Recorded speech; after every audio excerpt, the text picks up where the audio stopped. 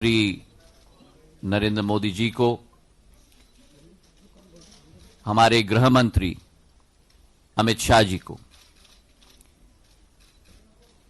कि उन्होंने मुझे अपने परिवार में आमंत्रित किया, एक स्थान दिया। मेरे जीवन में 2 तारीखें बहुत महत्वपूर्ण रही। व्यक्ति के जीवन में कई बार ऐसे मोड़ आते हैं जो व्यक्ति के जीवन को बदल के रख लेते हैं, और मेरे जीवन में वो 2 दिवस, पहला दिवस 30 सितंबर 2001, जिस दिन मैंने अपने पूज्य पिताजी को खोया।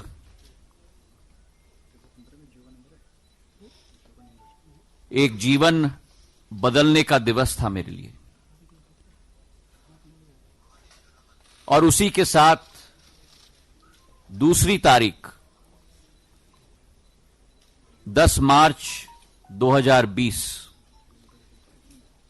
जो उनकी 75वीं वर्षगांठ थी, जहां जीवन में एक नई परिकल्पना, एक नया मोड़ का सामना करके एक निर्णय मैंने लिया है। मैंने सदैव माना है जिंदगी में कि हमारा लक्ष्य इस भारत मां में जनसेवा होना चाहिए, और राजनीति केवल उस लक्ष्य की पूर्ति करने का एक माध्यम होना चाहिए, उससे ज्यादा नहीं। मेरे पूज्य पिताजी ने, और जो पिछले 18-19 वर्षों में समय मुझे मिला है, प्राणपण के साथ और पूरी श्रद्धा के साथ प्रदेश की और देश की सेवा करने की कोशिश की है।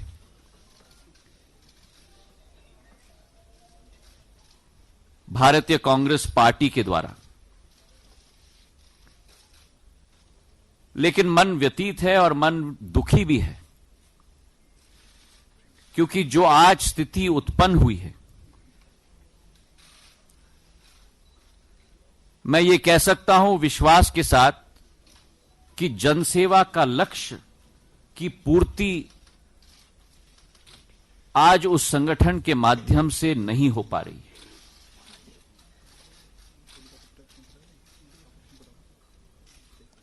और इसके अतिरिक्त वर्तमान में जो स्थिति कांग्रेस पार्टी में है, वो कांग्रेस पार्टी आज नहीं रही जो पहले थी। और 3 मुख्य बिंदु हैं। एक तो वास्तविकता से इंकार करना, और वास्तविकता से इंकार करके जो इबारत लिखी जाती है उसका समावेश न करना, जड़ता का एक जो वातावरण उत्पन्न है, और उसी के साथ जो एक नई सोच, विचारधारा, जो एक नया नेतृत्व को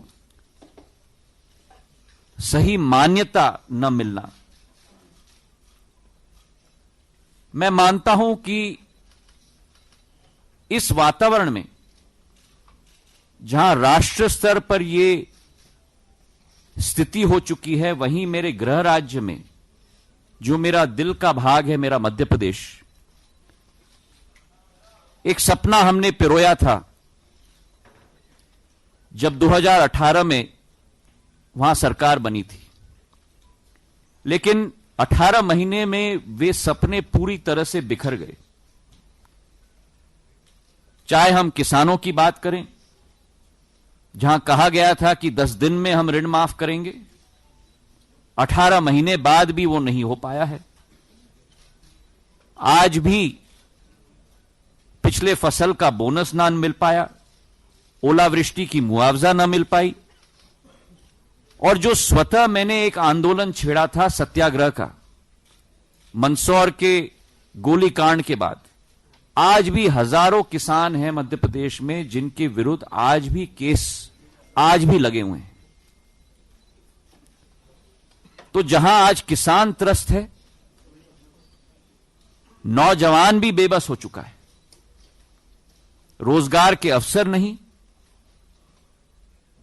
वचन पत्र में कहा गया था कि हर महीने प्रति माह एक अलाउंस दिया जाएगा, उसकी सूद नहीं। और उसी के साथ जहां रोजगार के अवसर नहीं उत्पन्न हो पाए हैं, वहां भ्रष्टाचार के बड़े अवसर उत्पन्न हो चुके हैं। आज एक ट्रांसफर उद्योग चल रहा है मध्य प्रदेश में, रेत का माफिया चल रहा है मध्य प्रदेश में।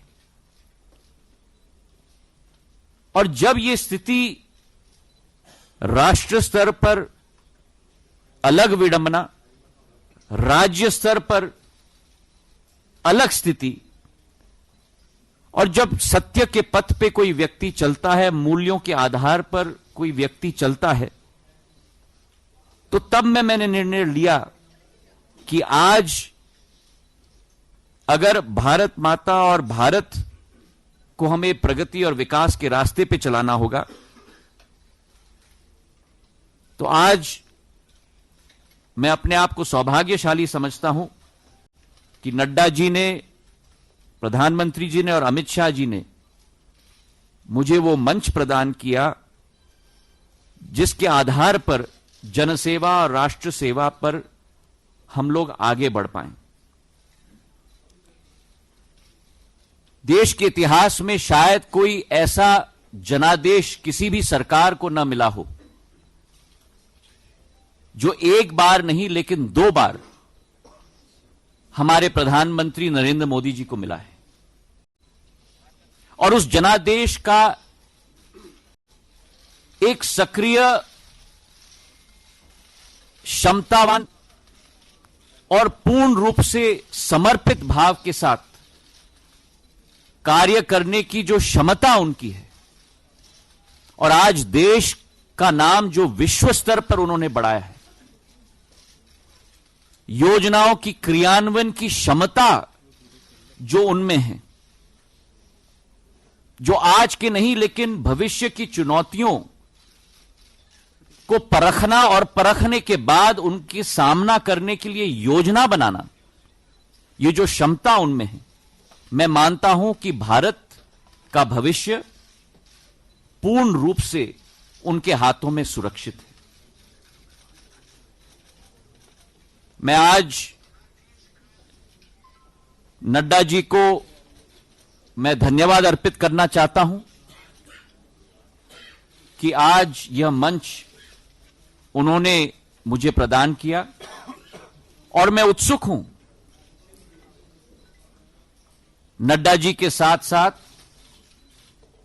हमारे राष्ट्रीय अध्यक्ष के रूप में हमारे प्रधानमंत्री जी नरेंद्र मोदी जी के दिखाए हुए रास्ते पर, हमारे गृह मंत्री अमित शाह जी पूर्व अध्यक्ष के दिखाए हुए रास्ते पर, और हजारों सैकड़ों करोड़ों भारतीय जनता पार्टी के कार्यकर्ताओं के साथ मिलकर जनसेवा और देश के विकास में योगदान का अवसर मुझे मिलेगा। इसके लिए मैं कृतज्ञ हूं इन सभी महानुभावों का। बहुत बहुत धन्यवाद। आज के दिन बस इतना ही।